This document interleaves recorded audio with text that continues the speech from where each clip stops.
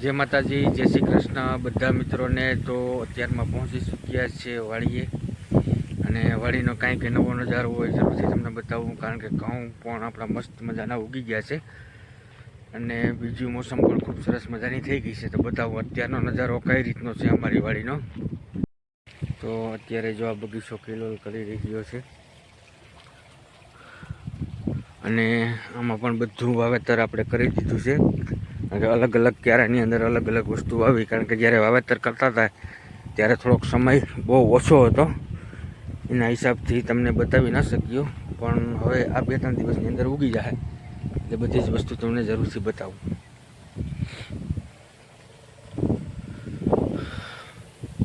ઘઉં ઉગી ગયા છે, તો ઘઉંનો નજારો પર તમને એક ઝલક બતાવી દઉં કે અત્યારે અમારા ઘઉં કઈ રીતના છે. તો જો અહીંયા સરસ મજાનો ખાટલો રાખ્યો છે અને વાહનનો સાયો છે, એટલે બેસવાની પણ ખૂબ મજા આવે.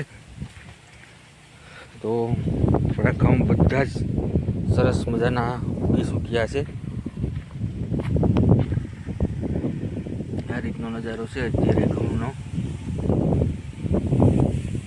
ચાલો તો તમને હવે કેળનો નજારો બતાવો, કેળ કઈ રીતનો નજારો છે અત્યારે હાલ. જઈએ આપણે કેળ બાજુ અને બતાવું તમને. અહીંયા મેથી ભજીયા કર્યા જેવી થઈ ગઈ છે. ધાણા અને પાલક હજી થોડીક સાઈઝ નાની છે, પણ એ પણ 2-4 દિવસની અંદર વ્યવસ્થિત થઈ જશે.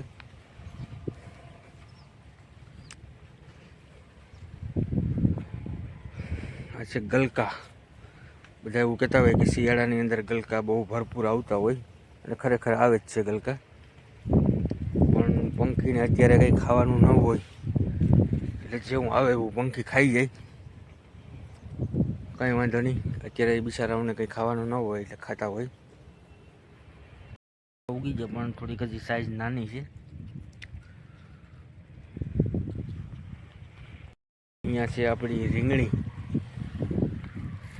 રીંગણી પણ સરસ મજાની છે. હમણાં ફાલ ફૂલ ચાલુ થઈ જ જવાનું છે રીંગણીની અંદર પણ, કારણ કે ફૂલ ને એવું બધું આવી શક્યું છે. એટલે હવે ટૂંક સમયની અંદર શિયાળાની અંદર રીંગણા બહુ આવે. બધી રીંગણીમાં ફૂલ તો આવી ચૂક્યા છે, એ પણ હવે આ 10 દિવસ કે 15 દિવસની અંદર રીંગણા પણ ચાલુ થઈ જશે, એટલે લગભગ બધું શાકભાજીમાં વાંધો નહીં આવે. જો ઘઉં મસ્ત મજાના ઉગી ગયા બધા. આ છે આપણી કેળનો બગીચો. કેળ પણ ખૂબ સરસ મજાની થઈ ચૂકી છે. પવનના હિસાબથી થોડાક આ પાન તૂટી ગયા છે, પણ એમાં ખાસીને નુકસાની ન હોય, કારણ કે પાન છે તે હાવ માઇનોર હોય, એટલે પવન જાજો ન ખમી શકે, એટલે પવન આવે એટલે તૂટી જાય. તે પણ જો સરસ મજાની ડિઝાઇન ન બની હોય એ રીતે ડિઝાઇન ટાઈપનું બધું થાય.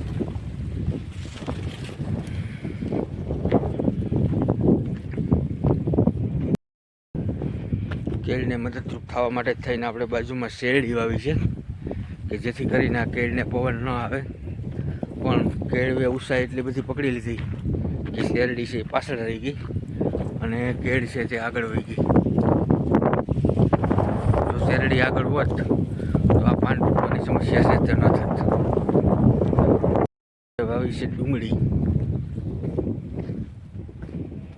કારણ કે શિયાળાની અંદર રીંગણા તો થઈ જશે, પણ ઓળો બનાવવા માટે થઈ અને આપણે ઘરની જ ડુંગળી વાવી કે જેથી કરીને મજા આવે એમ.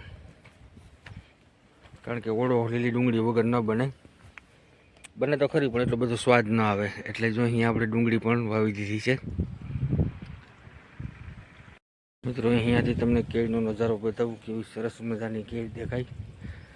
અને આ બાજુમાં શેરડી પણ ખૂબ સરસ મજાની છે. અત્યારે હાલ જો કેળનો બગીચો અમારો આ રીતનો દેખાય.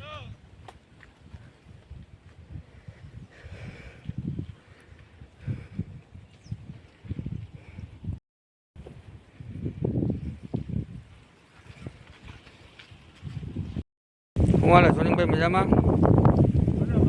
જો અમારે સોનિંગભાઈ વાવણી થઈ ગઈ તો ફ્રીજ ન હોય, કંઈક ને કંઈક લઈને આવતા હોય. હું આજ નવો પ્રોગ્રામ લાગે કંઈક આમાં. ચણામાં હતી. આજે અમુક ને વવાણા નથી, તમારે હાથી ચાલુ થઈ ગયા. તો હવે યાર આખું પડે તો શું કરું? એમાં તો હાલે નહીં કે જવાર આપણે હાલે. બલુંગિયા કહેવાય, શું કહેવાય એને? બલુંગિયા ખેડવી નાખીએ ફોરા. હા, ખેડ થઈ જાય પાછી કે ઝીણો ઝીણો નેટ છે. હાથી નીકળી જાય. અને ચણામાં વૃદ્ધિ કરે ને. હા, એ તો છે જ ને ભાઈ. જો સરસ મજાનું વાહનનું ઝાડ થયું છે બદલા જેવું છું, અને વાહનનું સુકનવંતું ઝાડ પણ કહેવાય. અને અહીંયા સાઈમાં પણ એકદમ તેમનો ઘટાદાર આવે કે કંઈ ઘટે જ નહીં. અને આપણું જો અહીંયા ગુલાબ પણ ખૂબ સરસ મજાના ખીલી રહ્યા છે. થોડોક ધોળીઓ કરવાની જરૂરિયાત છે અહીંયા, કારણ કે પૂરતા પ્રમાણમાં એમને પાણી નથી મળી શકતું.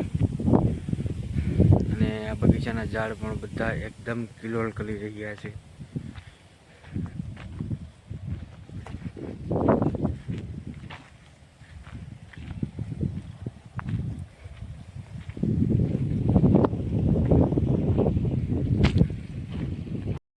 તો ચાલો હવે આપણે કેળમાં પાણી ચાલુ કરી દઈએ. અને આજે કેળમાં નવો એક નુસ્ખો અજમાવ્યો, કારણ કે પારા ઉપર પાણી સડી નહોતું શકતું. તો એક નવો જ નુસ્ખો અજમાવ્યો, બતાવું તમને કઈ રીતનું છે. જો અહીંયા છે ને આખી આખી પારી કરી દીધી, અરસપરસ પાણી વહી જાય અને આ રીતે આમ પાણી ઊંચું ચડી જાય. એના માટે થઈને આપણે ટ્રાય કરી કે આ રીતે જો સક્સેસફુલ જાય તો જે આપણે ડીએપી ખાતર નાખેલું છે પારા ઉપર એ વ્યવસ્થિત કેળને લાગી જાય.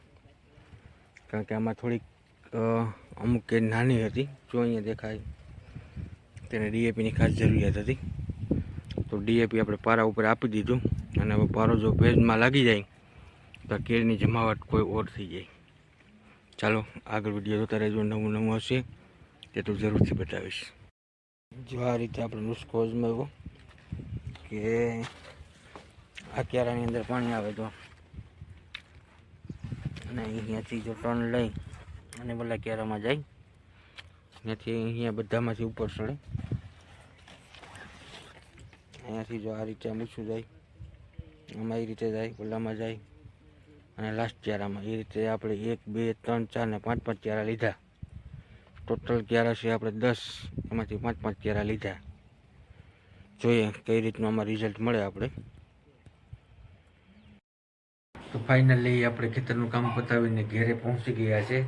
તો આજનો આ અમારો વિડીયો ગમ્યો હોય તો લાઈક કરજો, શેર કરજો, અને નવા મિત્રો હોય જરૂરથી ચેનલને સબસ્ક્રાઈબ કરવાનું ભૂલતા નહીં. આવજો, નવા લોક સાથે ફરી પાછા કાલે મળીએ.